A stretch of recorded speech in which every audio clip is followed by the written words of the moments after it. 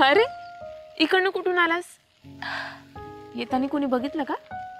नाही, पण तुला भेटायला यायचं म्हणलं ना, मोठी जोखीमच आहे. जीव मुठीत घेऊन यायला लागते. आता प्रेमासाठी थोडी जोखीम उचलावीच लागणार ना. स्नेहा, काय? काय नाही. अरे असं एकटक का बघतोय? काहीतरी बोल. तू दिवसा किती गोड दिसतेस, अगदी कमळासारखी. आणि रात्री? रात्री राहून गेलेल्या विड्यासारखी. विड्याचा रंग चढला की लोक थुंकून टाकतात. योगेश, मला सोमेश्वराला व्रत करायचंय. तू सोमवारी येशील भानाईच्या डोंगरावर? व्रत कशासाठी? आयुष्यात सगळं चांगलं व्हावं ह्याच्यासाठी. मग आता कुठं वाईट चाललंय आपलं? मग चांगलं तरी कुठे चाललंय? वाईटच आहे ना. लपून छुपून कसं तरी शेतात भेटायचं, 2 शब्द बोलायचे, परत घर गाठायचं. लगीन करशील माझ्या संग?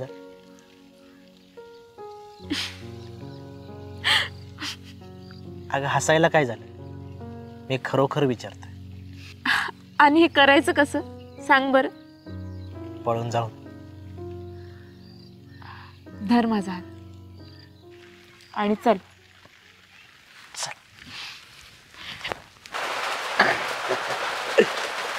शिकला एकदाच आता दारा काढाय तू. आता हळूहळू शिकलोय मामा. हा घ्या शिकून. म्हणजे कसं पुढल्या वर्षी तुमचं लग्न करून टाकाय मोकळं आम्ही. हा काय राव मामा, तुम्ही चेष्टा लावली. अहो आत्ताशी कुठं या हाताने धारा काढायला यायला लागलेत आणि तुम्ही ह्या हातात लग्नाच्या बेडा बांधा निघाल्यात. अरे मग त्यात काय एवढं? तुझी आई म्हणजे आमची आकी आहे का? लग्न झालं तेव्हा भाकऱ्या सुद्धा थापता येत नव्हत्या. आता भरती का नाही तुमची पोट? हा हा कसं आहे माहितीये का, आता माझी पोरगी वयात आली म्हणून म्हणलं करून टाकावं तुमचं लग्न एकदा. बहिणीच्या घरी पोरगी गेली म्हणजे आम्ही सुखी झालो. पण मामा, स्नेहाचा विचार घेतलाय का तुम्ही? याचा काय विचार घ्यायचा आहे? हा आई बापानी सांगन तसं पोरांनी पुढे चालायचं असतं, त्याची नाही लय काळजी करायची. चालते, एवढं दूध टाकून येतो दीदीला. ते दूध राहू दे, दूध येतो मी टाकून. तुम्ही तेवढी मोटर चालू करा. कसं आहे टाकीतलं पाणी संपलंय, गुरांना आहे ना पाणी जाऊन घेऊ आपलं. बर बर हा चालतं. राहू दे ती किटली आणि जाओ तुम्ही. हा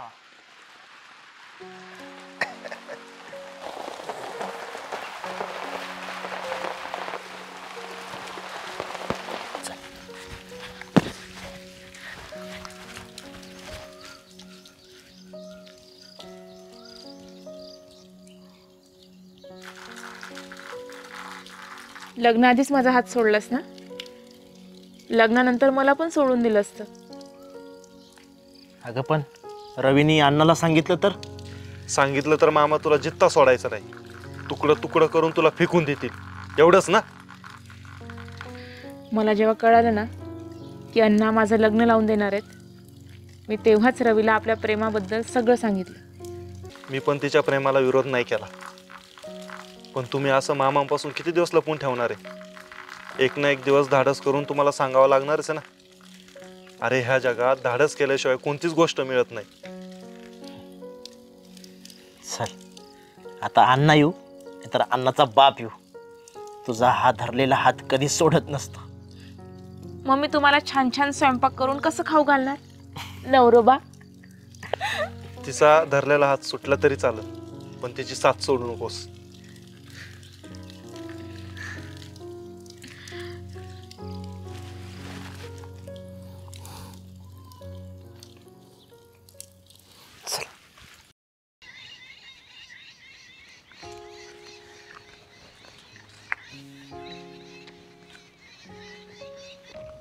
ती बघ स्नेहा. चल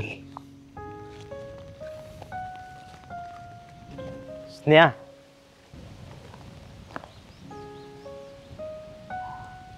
मला बोलायचंय तुझ्यासोबत. आता काय बोलायचं राहिलंय रे तुला? आणि तू का आलायस इथे? स्नेहा मला माफ कर ना, मी तुला घ्यायला आलोय. आत्ताशी मला घेऊन जायला आलायस? हा? किती? 1 तास. 1 तास दिला होतास ना मला वेळ तू? 1 तासात आलीस तर ये, नाहीतर आई बाबा म्हणतील तिथे लग्न कर, असा म्हणाला होतास तू.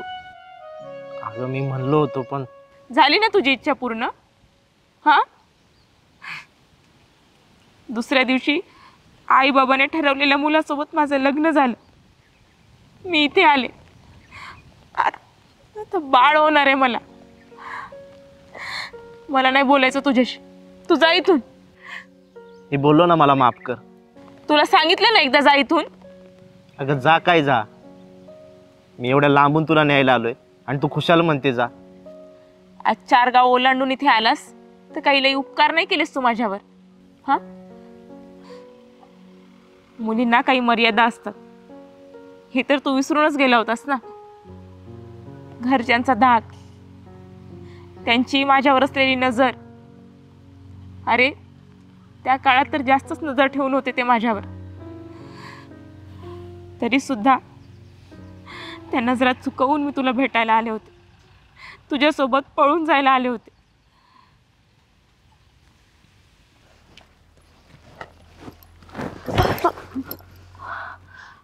अगं काय ग स्नेहा, घाबरले की मी. असं भूतासारखे काय अंगावर आलीस ग?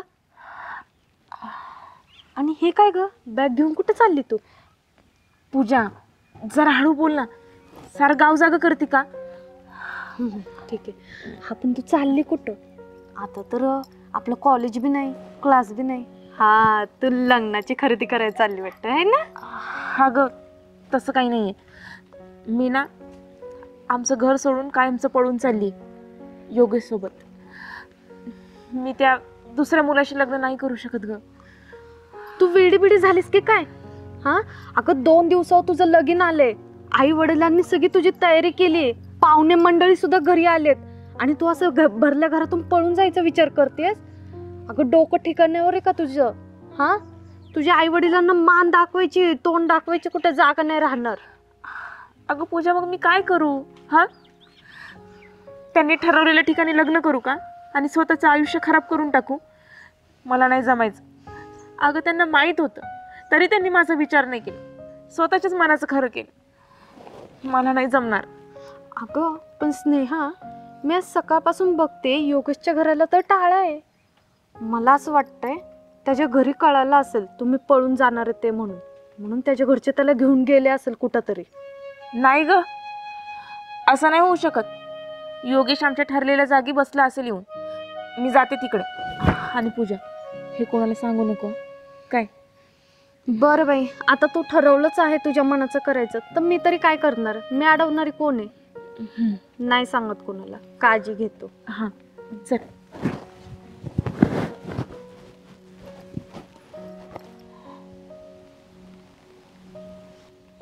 मी खूप वाट बघितली रे तुझी, पण तू नाही आलास. तुझ्या वाटेकडे डोळे लावून बसली होती. पार दिवसाची रात्र झाली तरी तू नाही आलास. स्नेहा, त्या दिवशी याची आजी वारली होती, म्हणून याचे घरचे त्याला गावाकडे घेऊन गेले होते, म्हणून त्याला येता नाही आलं. 2 दिवसांनी येऊन पाहिलं तर तुझं लग्न झालेलं होतं आणि याचं सर्व काही संपलं होतं. आता तुला काय बोलणार नव्हता, म्हणून मला बोलावं लागलं. माफ कर. बोला तुम्ही दोघे. मी त्या दिवशी आलो, तुला सगळीकडे शोधलं, पण तुम्हाला कुठंच भेटली नाही. सगळं संपलं होतं. अरे पण तू आत्ता आलायस का? आलायस ह्या अशा अवस्थेत घेऊन जायला? आणि या बाळाचा जन्म झाल्यावर त्याला बाप म्हणून कुणाचं नाव लावायचं? त्यांनी बाप म्हणून कुणाला हाक द्यायची? बोल ना. मला म्हणन बाबा, अजून कोणाला म्हणणार आहे? अरे जोवर माझ्या नवऱ्याचं मन भरत नाही ना, तोवर त्यांनी माझा वापर केला आणि मला सोडून निघून गेला.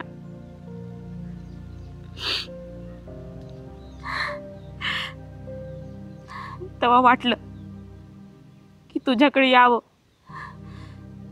पण मला कळालं की मी गरोदर आहे, म्हणून तुझ्याकडे आले नाही. पण तू माझ्याकडे यायची वाट मी रोज बघत होते.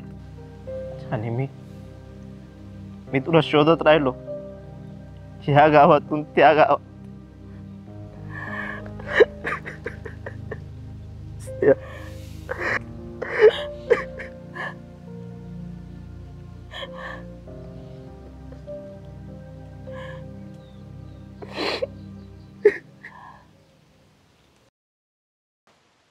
तुझ्या लग्न झालेल्या पोरी बरोबर माझं पोरग कसं लग्न करीन रे? तुला असं विचारायला लाज कशी वाटत नाही? मामा, तुम्हाला पोरगी द्या म्हणलं होतं तेव्हा तर तुम्ही लय रुबाब करीत होते.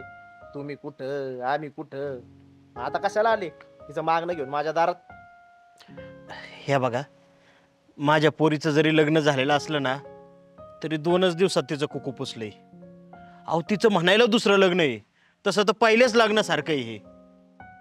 मला वाटलं तुम्ही मला समजून घेता. कसं काय समजून घेणार आहे तुला आम्ही? आ गावात आमची बी इज्जत आहे की, आणि लोक काय म्हणतील? एवढं चांगलं पोरग आणि लग्न झालेली पोरगी केली.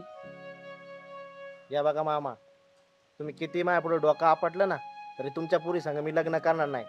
आणि असा प्रस्ताव घेऊन परत माझ्याकडे येऊ नका. आणि भाऊ आहेस म्हणून मी तुला काही बोलत नाही, आणि मला इच्छा बी नाही बोलायची.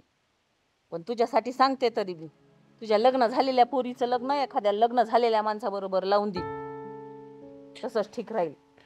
ते माझं मी बघन काय करायचं आणि काय नाही. तुम्ही नका सांगू मला. तुम्हाला पोरगी नाही ना करून घ्यायची माझी, बस विषय मिटला. ते म्हणतात ना, परक्यासोबत देवपूजेला बसावं, पण सख्यासोबत श्राद्ध सुद्धा घालू नये. हा,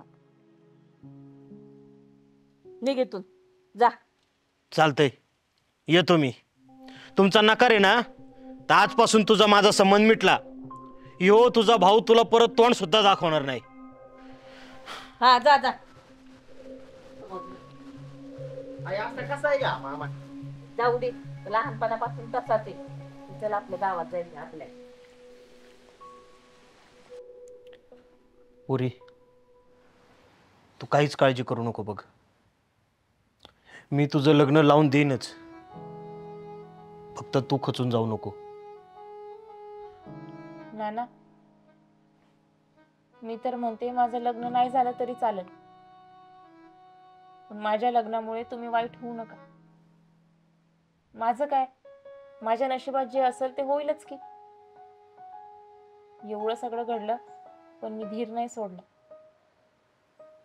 उलट तुम्हीच काळजी करू नका माझी, आणि माझ्या लग्नाचं टेन्शन पण घेऊ नका. कुठून ताकद येते ग पुरी एवढी तुला? तुमच्याकडे बघून. लग्न होऊन सुद्धा बापाच्या घरी असलेली पोरगी ही सगळ्यात मोठी बापाची काळजी असते.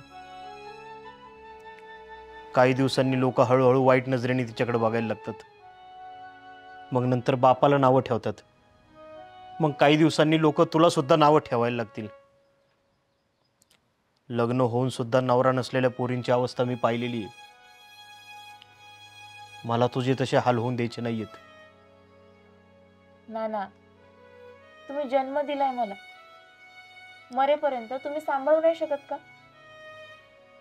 आणि लोकांचं काय आहे नाना, आज पण नावं ठेवतातच आहे की ते. लग्न झालेल्या मुलासोबत करशील का लग्न? कारण तुझ्या आत्याच्या मुलांनी तुझ्यासोबत लग्न करायला नकार दिलाय.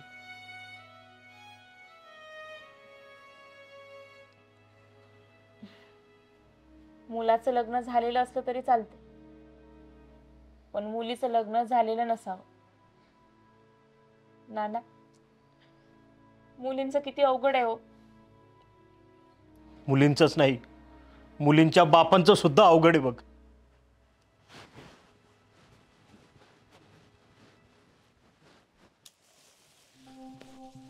काका, ओ काका, काका, काका, ओ काका, अहो मी तुम्हाला केव्हाचा आवाज देतोय, तुम्ही थांबायलाच तयार नाही. जाऊ दे, मरणाच्या वाटेत असं आडवं येऊ नये. मरणाच्या वाटत म्हणजे तुम्ही जीव जायला चालले काय? हा, जीवच द्यायला चाललोय मी. या सगळ्या गावात सांगत फिरता जीवनात काही झालं तरी मरायचं नसतं, आणि स्वतः जीव द्यायला चालले. काय झाले ते सांगा. काय सांगू आता तुला, एवढं थाटामाटात पोरीचं लग्न लावून दिलं, पण 2च दिवसात पोरीच्या कपाळाचं कुकू पुसलं गेलं. आता तिला लग्नासाठी पोरगा शोधतोय तर तिचं लग्न जमाना. अरे माझ्या सख्ख्या बहिणीनं मला घरातून बाहेर हाकलून दिलं, पोरगी करून नाही घ्यायची म्हणून. मला आता पोरीचा हाल बघवत नाही रे, म्हणून जीव द्यायला चाललोय मी.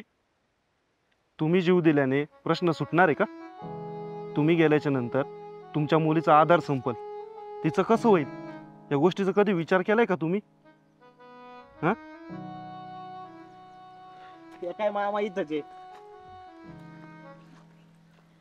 बरं झालं सापडलंस तू. तुझ्याकडेच आलो होतो बघ, तुझ्या पोरीसाठी स्थळ घेऊन आलो.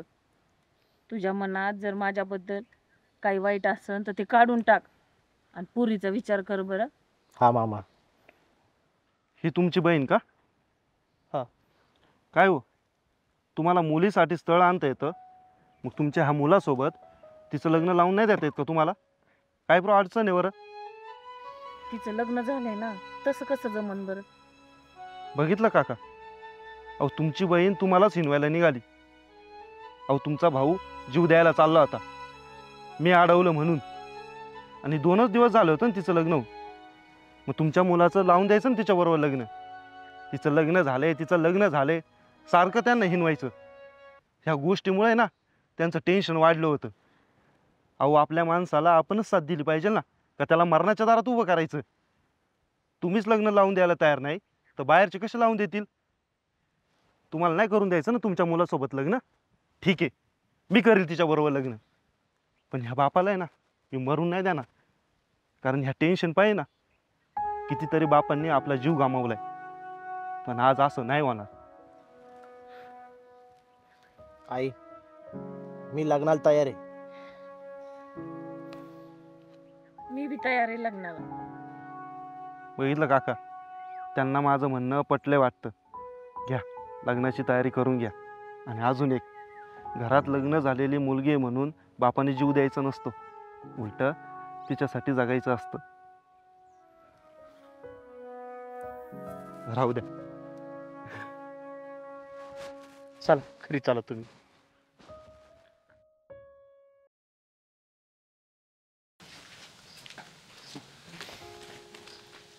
अरे रवी, बऱ्याच दिवसांनी गावाला आलास. हो मग, मुंबईच्या नोकरीमुळे टाइम भेटत नाही रे. बर, काय चाललंय बाकी आयुष्यात? कुणी नवीन मुलगी वगैरे भेटली की नाही? लग्न कधी करतोय? काय सांगू रे तुला, का रे? एका मुलीसोबत माझं चालू आहे. अरे मग चांगलं आहे ना. कशी मुलगी दिसायला? जाऊ दे, तुला वाईट वाटेल. अरे मला का वाईट वाटेल, तुझं चांगलं होतंय ना. खरं तर मी तुला फोनवरतीच सांगणार होतो, पण म्हटलं आता गावाला जातोयस तर भेटून सांगावं. मनात खंतही आहे आणि तुला सांगायचंही होतं, पण आपल्या मैत्रीतले संबंध खराब नको व्हायला असं वाटत होतं. अरे पण असं झालंय तरी काय? आपल्या ओळखीचीच आहे ती मुलगी. योगेश, वाईट वाटून नको घेऊस, पण तिचं माझ्यावरती खूप प्रेम आहे. कोण? स्नेहा. स्नेहा?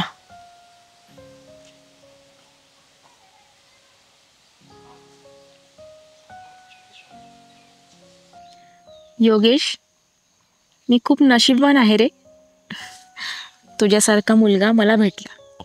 हो का? हो, प्रत्येक मुलीचं स्वप्न असतं तुझ्यासारखा मुलगा तिला बॉयफ्रेंड म्हणून, नवरा म्हणून भेटावा. आणि प्रत्येक मुलाचं स्वप्न असतं तुझ्यासारखी मुलगी बायको म्हणून असेल. रवी, बरा आहेस ना तू? किती दिवस झाले आपण नुसतं चॅटिंग आणि फोनवर बोलतोय. आज भेटण्याचा योग आला बघ. मी ठीक आहे. तू कशी आहेस? मी पण ठीक आहे. आणि तुला मी आवडत होते तर आधी का नाही बोललास? लग्न करून मी पस्तावले बघ. एक मुलगी झाली मला, पण मी माझ्या नवऱ्यासोबत अजिबात खुश नाहीये. स्नेहा, तुला एक विचारू? विचार ना. योगेश आणि तुझ्यात काय झालंय का? म्हणजे तू त्याला सोडलेस? अतिप्रेम, अजून काय? किती खर्चटलंयस नाही बघ बरं. काय गरज होती इथं सीताफळ काढत बसायची तुला? आता प्रत्येक गोष्टी तुला विचारून करू का? सोडते. अगं तसं नाही, काळजी वाटते ना तुझी. मला ना वैताग आलाय तुझ्या या काळजीचा आणि अतिप्रेमाचा. मला श्वास घ्यायला तरी जागा दे. नाही देत का मग? नाही. आणि तुला एक बोलू? काय?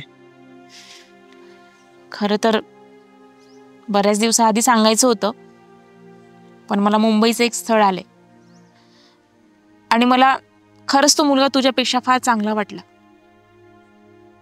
स्नेहा, वाईट मानून घेऊ नकोस. तुला पण भेटेल चांगली मुलगी.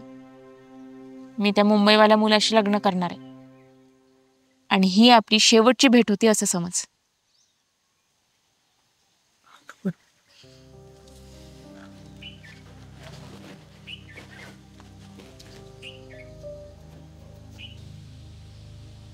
योगेश, हा, खरंच वाईट वाटू नको घेऊस. स्नेहा मला आवडत होती, पण मी तुझ्यामुळे गप्प होतो. ती मला बोलली की तू जर मला आधीच सांगितलं असतं तर मी तुला हो म्हणाले असते, पण ती तुझ्यामुळे गप्प बसली. चांगलं आहे बाबा तुमचं. स्नेहानं मला वाढदिवसाच्या दिवशी काही गिफ्ट दिले होते. जाताना तेवढे घेऊन जा आणि तिला देऊन टाक. रव्या, मी तुझे आणि माझे मैत्रीचे संबंध कायमचे संपवतोय नाही. आता स्नेहा तुझ्यासोबत राहते म्हणून नाही, तर एकाच गोष्टीची खंत आहे. तिचं लग्न झालेलं असताना सुद्धा तिचे आणि तुझे अनैतिक संबंध आहेत. जी बाई एका पुरुषासोबत नीट राहू शकली नाही ती पुढे तरी काय राहणार आहे? आणि मित्र या नात्याने फक्त एकच सांगतो, तोही जरा जपून राहा. जा. येतो मी.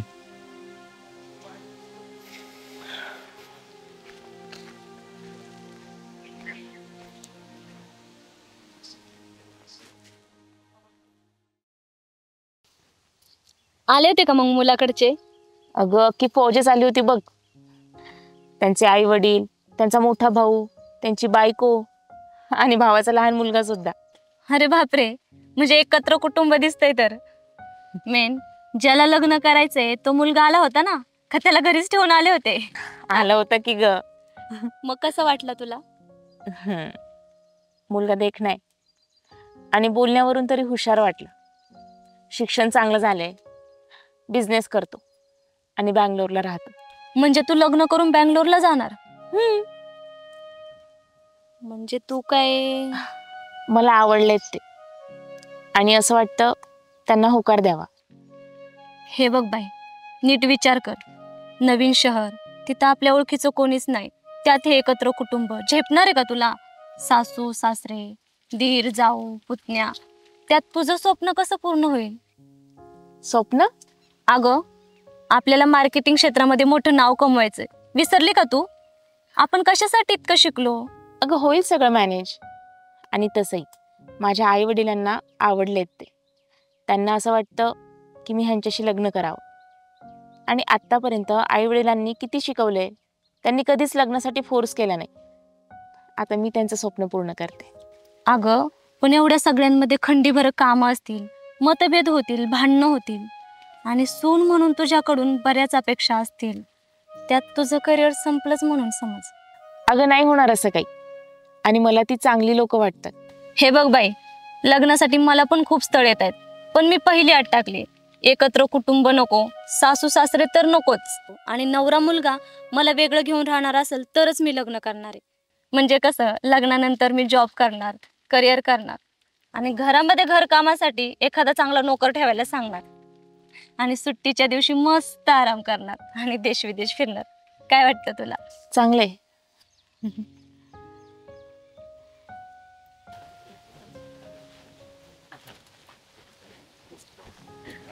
काकू. अगं बाई पूजा, कधी आलीस? खूप दिवसांनी आलीस गावाकडं?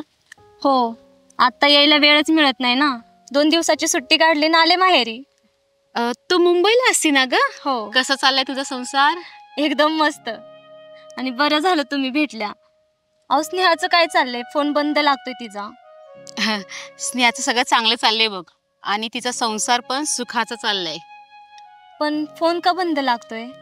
अगं त्याचं काय झालं, जावई आणि स्नेहा गाडीवरून फिरायला चालले होते आणि स्नेहाचा फोन पडला, आता रिपेअरला टाकलाय. हो का? बराच दिवस झाला ना आमचा काही संपर्क नाहीये, आणि तुमचा पण कॉन्टॅक्ट गेलाय माझ्याकडून. एवढा देऊन ठेवा. हो हो हो. मी स्नेहाला सांगते फोन रिपेअर झाला की तुला कॉल करायला. आता मला ना थोडा उशीर झालाय, मी निघते. तू 2 दिवस आहेस तर घरी चक्कर मार की. हो येईल नक्की. ठीक आहे, येते आम्ही. हो. या काकू नक्की खरं बोलतायत की खोटं बोलतायत? स्नेहा असेल ना व्यवस्थित तिकडे?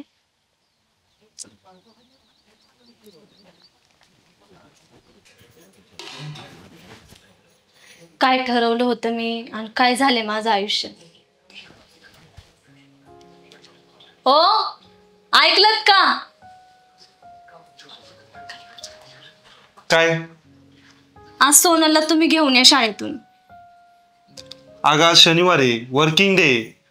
मला कामावर जायचंय, मला वेळ नाही भेटणार, सुट्टी नाही आज. मला नाहीत का कामं?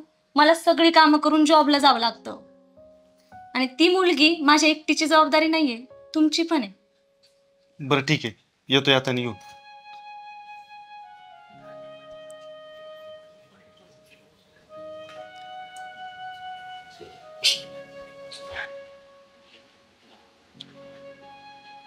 अरे हे काय? गरुड झेप, महिला उद्योजक स्नेहा चौधरी यांची डिजिटल मार्केटिंग मध्ये उंच भरारी. स्नेहा? ही आपली स्नेहा तर नाही ना? अरे हो की, ही तर आपली स्नेहा आहे.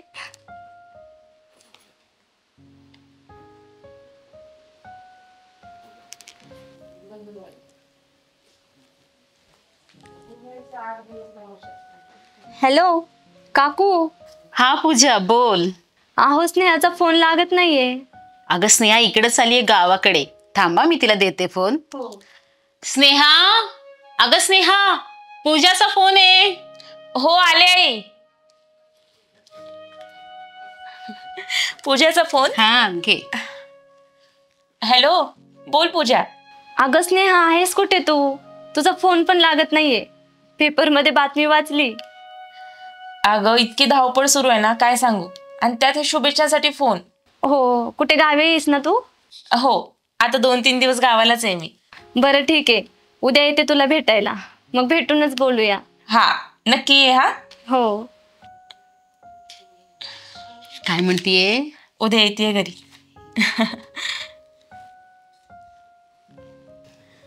अरे स्नेहा कुठं गायबस तू? तुझा पेपर मध्ये आलेला लेख वाचला, पहिल्यांदा तर मला विश्वासच नाही बसला. मग नंतर तुझा फोटो पाहिला तेव्हा कळालं, अरे ही तर आपली स्नेहा. पण मला एक कळत नाही की तू एवढी गरुड झेप घेतलीच कशी? अगं हो, सगळं सांगते तुला, पण आधी सांग तू कशी आहेस आणि तुझं कसं चाललंय?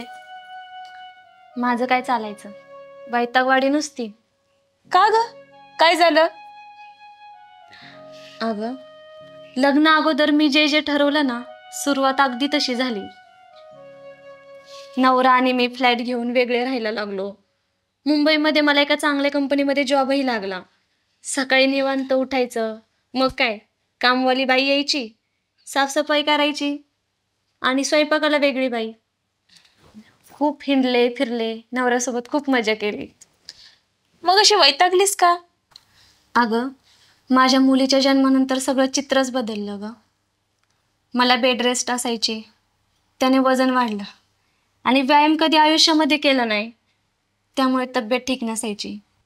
मग जॉबला जाणं झालं नाही, सारखं मुलीच्या मागेच पळावं लागायचं, त्यामुळे जॉब पण सुटला. घरातल्या कामवाल्या बायांना द्यायला पगार शिल्लक राहत नव्हता आणि नवऱ्याचा सगळा पगार हा असाच घर खर्च आणि हप्ता यामध्ये जायचा. अरे बापरे, मग कसं काय सगळं सांभाळलंस? अगं काय करणार, शेवटी घरातले कामवाली बाई काढून टाकल्या आणि आता सगळं मलाच करावं लागतंय. मुलीकडे पण मीच पाहायचं आणि स्वयंपाक तर येत नाही, कधी केला तर कच्चा राहायचा, बेचव व्हायचा.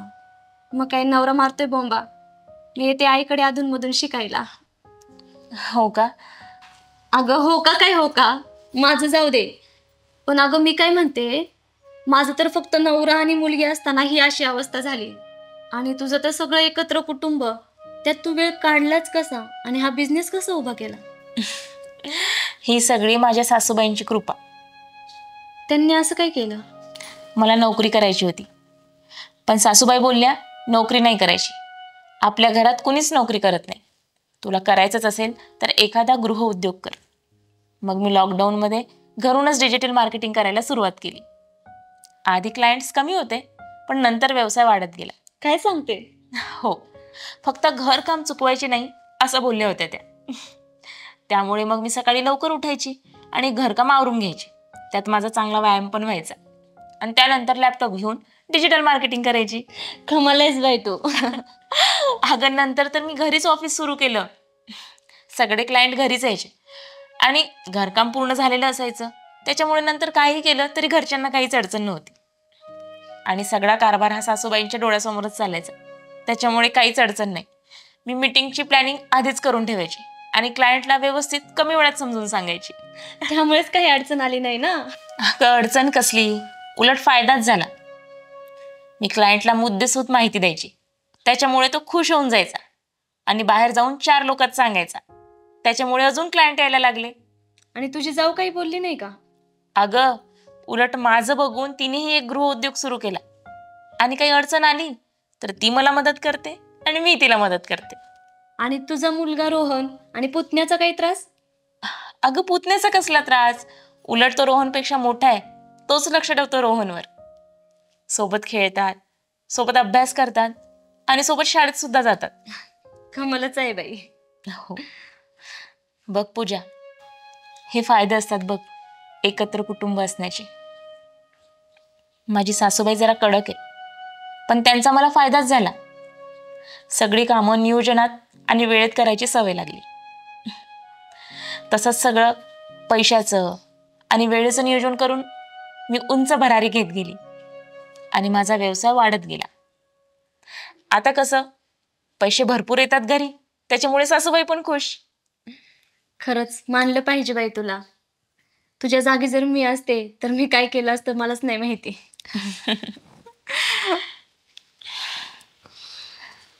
पूजा, एक गोष्ट बोलू? बोल की. वाईट वाटून घेऊ नकोस, पण फार स्वतंत्र किंवा वेगळं राहून माणूस एकटा पडतो ग. आपण आर्थिकदृष्ट्या मानसिकदृष्ट्या खचतो, आपलं गणित हालतात. माणसाला माणूस हवा असतो. खरं आहे तुझं.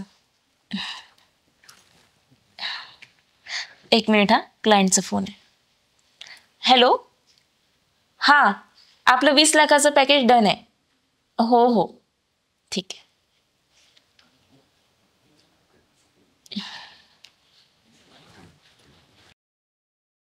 गुरुजी, हे तुमच्यासाठी. आईला वहिनी आणि मास्तर, ते बी गुलाबाचं फुल. आईला नक्की भानगड काय आहे? थँक्यू. येऊ नक्कीच सर? काहीतरी चालू आहे यांच्या दोघांमध्ये.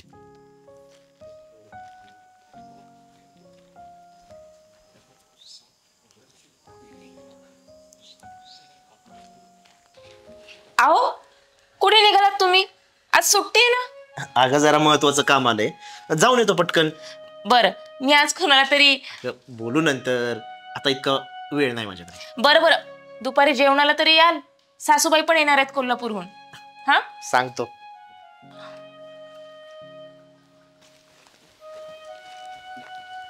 योगेश, ऐक ना, काय रे? मला तुझ्या संगती बोलायचंय. अरे बाबा, आता मी कोर्टात चाललोय, लय उशीर झालाय. संध्याकाळी भेटून बोलू ना आपण. हा, अरे ऐक ना, महत्वाचं आहे म्हणून मी तुला थांबवले ना. बर, काय म्हणतो बोल. मला सांग, तू आता बाहेर निघालायस, हम्म. मग घरी कोण आहे? माझी बायको आहे. म्हणजे स्नेहावहिनी एकट्याच्या घरी? आज तरी एकटीच आहे बा. का? आजकाल कसं आहे, कुणाचं काही सांगता येत नाही ना. ए बाबा, अरे स्पष्ट बोल ना, काय ते असं कोड्यात का बोलतो रे? अरे म्हणजे वहिनीचं बाहेर कुठं काही प्रकरण? रव्या, मुस्काट फोडून हातात दिला तुझं. अरे तू काय माझ्या बायकोवर संशय घेतो का काय? आणि माझी बायको ना असली फालतू आणि चारित्र्यहीन नाही, समजलं का? अरे तसं नाही रे, गावात आहे ना मास्तरांविषयी बऱ्याच गोष्टी माझ्या कानावर आल्या. आता तू माझ्या जवळचा आहे म्हणून म्हटलं तुला जरा सावध करावा. आता जाऊ दे, तुझ्या बायकोवर खूपच विश्वास आहे. ठीक आहे, येतो मी. मास्तर, माझ्या बायकोचं आणि मास्तरचं खरंच काय चालू तर नसेल ना? हाय, आईला फाईल बी विसरली राव. या मास्तर, बसा, मी पाणी घेऊन येते. हा बेटा, काही चहा वगैरे ठेवू नका. घेत नाही आता.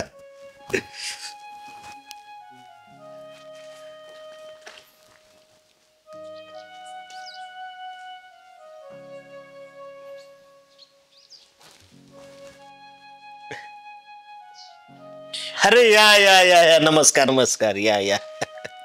नमस्कार. सोबत हे करतो. मास्तर, मास्तर, काय झालं? मास्तर, मास्तर, उठा. अगं बाई, हे काय? अहो सासूबाई, बघा ना, ह्यांनी मास्तरांना मारलं. का मारलं ते पण सांग ना तुझ्या घाण तोंडानी. अहो, तुम्ही माझ्यावर संशय घेताय का? ह्यांना असं म्हणायचंय की माझं आणि मास्तरांचं लफडं सुरू आहे. काय? अरे हे काय केलंस तू पोरा? अब काय करू? अरे या दोघांची छान चौकी बघत बसू का? एकमेकांना गुलाबाची फुलं देत बसतात ती मास्तरांनी. अहो, तुम्ही माझं ऐकून तरी घेतलत का? काय ऐकून घ्यायचं होतं तुझं? या रव्यानी सगळं सांगितलंय मला. काय रे, तू बघितलं ना सगळं तुझ्या स्वतःच्या डोळ्यांनी? अहो, तुम्हाला आठवतंय का, आपण गुरुपौर्णिमेच्या दिवशी गावात नव्हतो, कोकणात गेलो होतो 2-3 दिवस, आणि तिथे तर धड रेंज पण नव्हती. त्यामुळे मास्तरांना मला शुभेच्छा देताच आल्या नाही. हा, म्हणून तर तिने मास्तरांना घरी जेवायला बोलवायचा बेत तयार केला, आणि म्हणून तर मी कोल्हापूरवरून लवकर निघाले. मग ते गुलाबाचं फुल? अहो, मी बाजारात सामान आणायला गेली होती, तेव्हा तिकडे मला मास्तर दिसले. मला राहावलं नाही म्हणून मी एक फूल घेतलं आणि त्यांना दिला. पण समाजाची वाईट दृष्टी काय आहे ना, ते आज कळाली मला. कुणी कुणाला तरी फूल दिलं म्हणजे ती प्रेयसी आणि पुढचा प्रियकर, एवढंच. अहो, ते फूल एका विद्यार्थिनीने तिच्या शिक्षकाला दिलेलं होतं, आणि माझ्या मनात तुम्हीच आहात सदैव. माझा सखा, प्रियकर, पती, सगळं काही तुम्ही आहात. आणि तुम्ही असा कसा विचार करू शकता की बाहेर माझं असं काहीतरी सुरू असेल म्हणून? अरे, ज्या मास्तरांनी तुला शिकवलं, घडवलं, त्यांनाच मारलं तू. ही गुरुदक्षिणा दिलीस तू त्यांना. तुझ्या लहानपणापासून मी मास्तरांना ओळखते, ते कधीच असं करणार नाही. आणि ही तुझी बायको सत्यवानाची सावित्री आहे, जीव देईल तुझ्यासाठी, पण असं कधीच वागणार नाही. आणि मास्तरांबद्दल इतकं घाण तुला सांगितलं कोणी? या रवीनी ना? अरे, त्याला तर सवयच आहे दुसऱ्यांचं रंगवून सांगायची, आणि तो स्वतःच हे करतो. काल यांनी मार खाल्लाय. वरच्या आईला एका बाईची छेड काढली यांनी. वयानं मोठी, लग्न झालेली होती. तिच्या सासूनी मला सांगितलं की ह्या तुझ्या मित्रांनी काय दिवे लावलेत ते. ह्या रव्याला घाणेरडी सवयच आहे एखाद्याचं ओढून ताडून मोठं करून सांगायची. चल नाही माझ्या घरातून, परत तोंड दाखवू नको.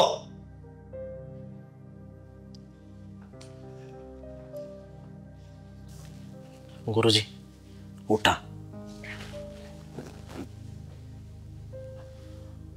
गुरुजी माझ्याकडनं खरंच चूक झाली.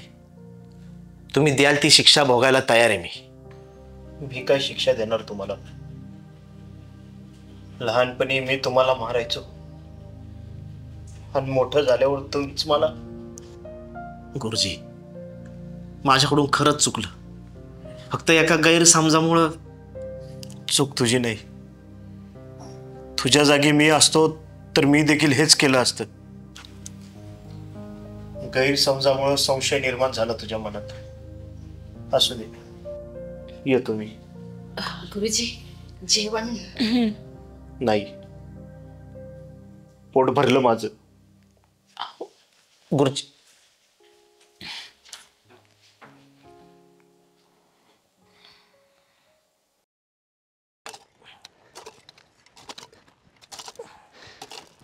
हॅलो योगेश,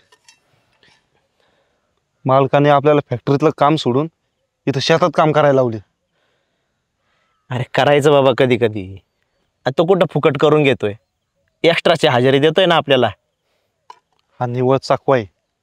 तो मोठा होत जाणार आणि आपण आयुष्यभर इथं मजूर म्हणूनच काम करणार आहे. अरे सगळ्या गोष्टी आपल्या हातात नसतात रे बाबा. मग कोणाच्या हातात असतात रे?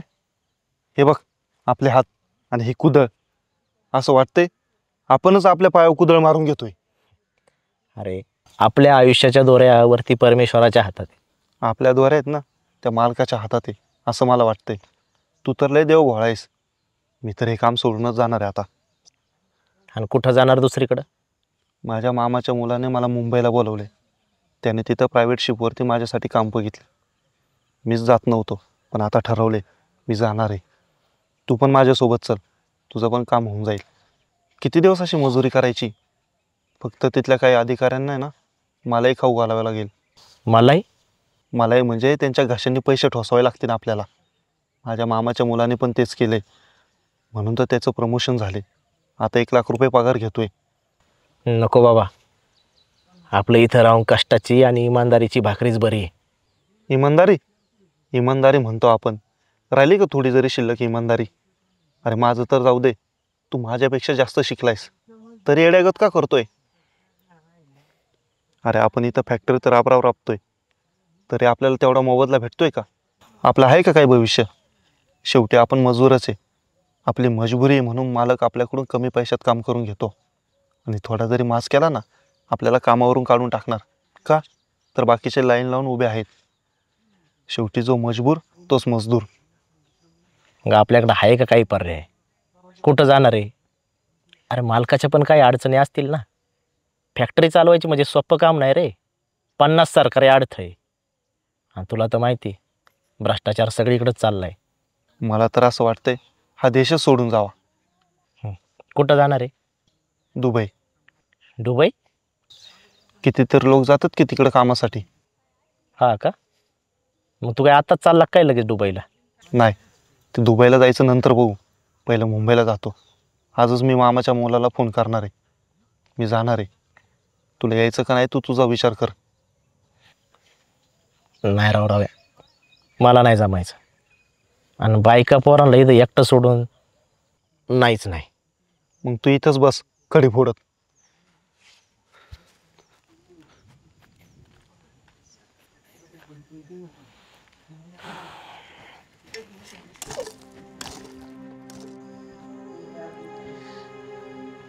चहा घे. राहू दे. स्नेहा, मला माझ्या मित्राची रवीची खूप आठवण येते. तो मुंबईला गेल्यापासून त्यांनी एकदाही मला फोन केला नाही. जाऊ द्या हो, तुम्ही नका एवढा विचार कर. तिकडे ते आनंदात असतील.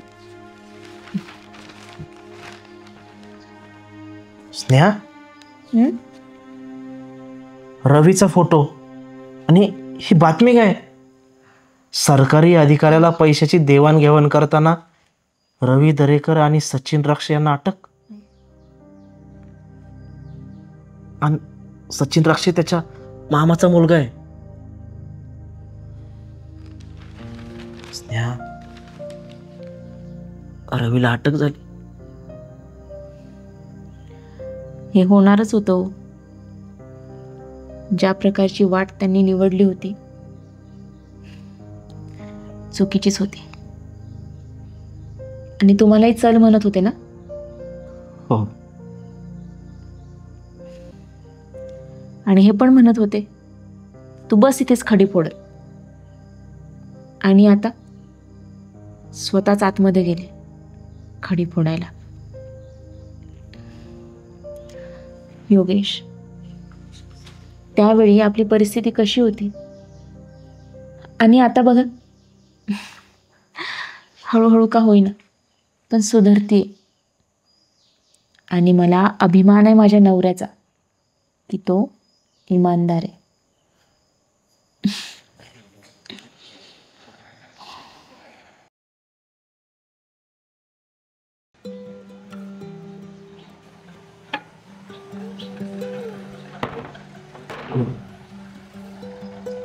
अरे स्नेहा, तू तू इथं कशी काय? ओळखलंस मला? न ओळखायला काय झालं? किती दिवस झाले आपली भेटच नाही. एक महत्वाचं काम होतं म्हणून आले होते. अच्छा, या.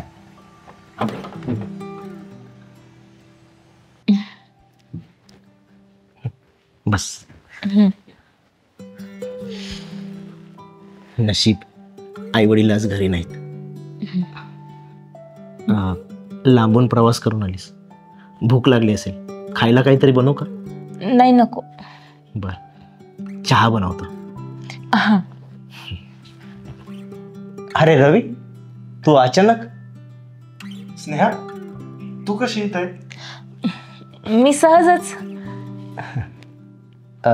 बस, चहा घेणार? हो घेणार ना. भजी पण बनव, बाहेर मोसम किती भारी आहे ना आज. बस, चहा बनवतो. हा. स्नेहा, तू कशी आहेस? मी बरी आहे. तू बरा आहेस ना? हो. घे.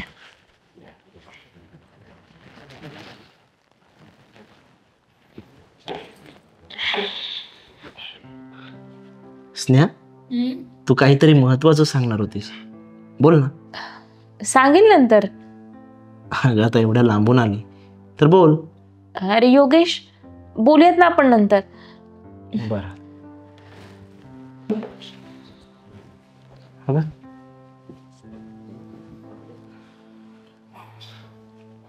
ही इथे कशी आलते?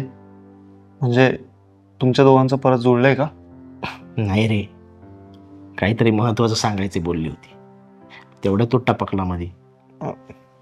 सॉरी या, मी उगाच तुमच्या दोघांमध्ये कबाब मी हड्डे आलो. नाही तसं नाही, ती माहिती मला कुठे थांबली असेल. तू चहा घे, मी येतो. बरं.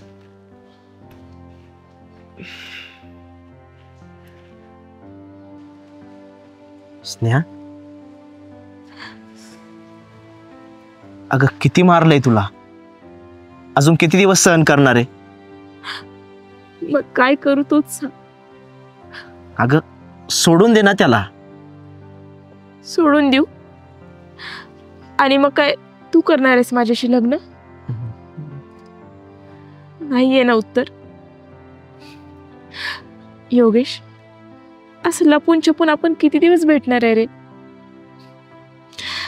आपले संबंध आता इतके घट्ट झालेत ना, मी नाही राहू शकत तुझ्याशिवाय.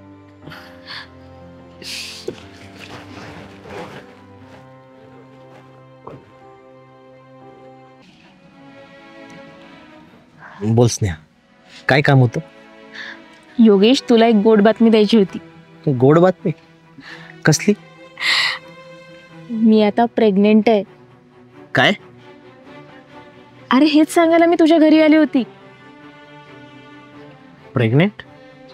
म्हणजे तुझ्या नवऱ्यासोबत अजूनही तसले संबंध आहेत? अरे तुला असं बोलताना लाज नाही वाटत काय? काही बोलतो. योगेश, हे आपलं बाळ आहे. आता तुला माझ्याशी लग्न करावंच लागेल. हे कसं शक्य आहे? हे लग्न, माझ्या घरचे तुझ्यासोबत लग्न करायला कधीच तयार होणार नाही. लग्न ते पण असल्या बाई सोबत. काय? असली बाई? हा, हे बघा, तू जर माझा स्वीकार नाही केला ना तर तुझी कंप्लेंट मी पोलिसात देईन. कारण मी सिद्ध करू शकते हे बाळ तुझंच आहे. हळू बोल. इथं जर गावात कोणी ऐकलं ना तर तमाशा होईल. त्या तुला माहिती आहे माझ्या घरचे या लग्नाला तयार होणार नाहीत. तू एक काम कर, हे बाळ पाड, ॲबॉर्शन करून टाक. माझ्या ओळखीचा एक डॉक्टर आहे, आपण तिकडे जाऊ. मला एक माणसा माझ्यासोबत मज्जा करताना हा तेव्हा मजा आली ना, लई चांगलं वाटलं. आणि आता हे बघा, तू किती काही बोललास ना तरी मी हे बाळ पाडणार नाही. मी याला जन्म देणार आणि चांगलं वाढवणार.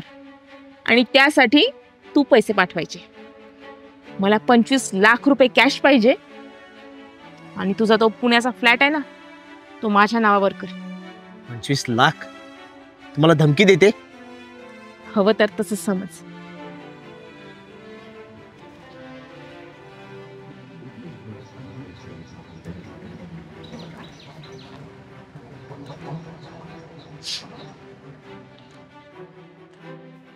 हो ना, त्याची अशी अवस्था करून ठेवली ना, त्याचं तोंड बघण्यासारखंच नाही ठेवलं. अहो, मी मागच्या वेळेस त्याला बोलली ना तुम्ही मला खूप मारहाण केली म्हणून, तेव्हाच तो घाबरला होता. आणि हे सगळं ऐकूनच त्याचा हळूहळू माझ्यावर विश्वास बसत गेला आणि तो माझ्या जाळ्यात अडकला. झालं ना आपलं काम. झालं तसं समजा. अहो, मी त्याला प्रेग्नेंट आहे असं बोलली ना तेव्हा त्याची एवढी फाटली ना, इतका घाबरट आहे काय सांगू तुम्हाला. मला नाही वाटत तू त्याच्या घरच्यांच्या विरोधात जाऊन माझ्याशी लग्न करणार म्हणून. असा त्रास देते ना आता त्याला, तुम्ही बघाच. अगदी हैराण परेशान झाला पाहिजे. एवढे मेसेजेस आणि फोन करणार ना म्हणजे त्याला त्याची सगळी संपत्ती आणि त्याचा तो पुण्याचा फ्लॅट माझ्या नावावर करावंच लागेल. बस असे अजून 2-4 बकरे सापडले ना का आपलं कामच झालं म्हणून समज. अरे रगड पैसा कमवू आणि मग हे गाव सोडून जाऊ कुठंतरी निघून मस्तपैकी.